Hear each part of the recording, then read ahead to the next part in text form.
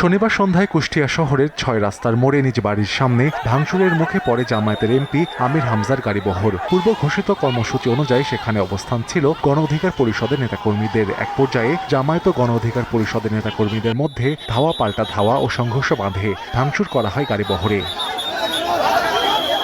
সংঘর্ষে দুই পক্ষের অন্তত ১৫ জন আহত হন। খবর পেয়ে পুলিশ ঘটনাস্থলে গিয়ে পরিস্থিতি নিয়ন্ত্রণে আনে। আমির হামজার সাম্প্রতিক এক বক্তব্যের প্রতিবাদে তার বাড়ির সামনে বিক্ষোভের ডাক দেয় গণ অধিকার পরিষদ। বিকেল থেকে নেতাকর্মীরা সেখানে অবস্থান নিয়ে বিভিন্ন স্লোগান দেন।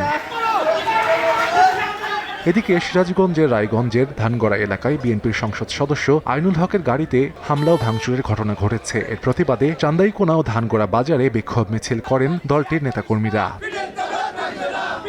সংসদ সদস্য আইনুল হক জানান, টেকনিক্যাল ট্রেনিং সেন্টারের ভবন নির্মাণ নিয়ে একটি সরকারি চিঠি সামাজিক মাধ্যমে ছড়িয়ে পড়ে। এতে চান্দাইনকোনা এলাকায় ভবন স্থাপনের কথা বলা হয়। এ নিয়ে চান্দাইনকোনা ও ধানগড়ায় মিছিল সমাবেশ ও মানববন্ধন চলছিল। ধানগড়া এলাকায় বৈঠক শেষে ফেরার পথে জামায়াত, এনসিপি ও বৈষম্য বিরোধী ছাত্র আন্দোলনের নেতাকর্মীরা তার গাড়িতে হামলা চালায় বলে অভিযোগ করেন তিনি।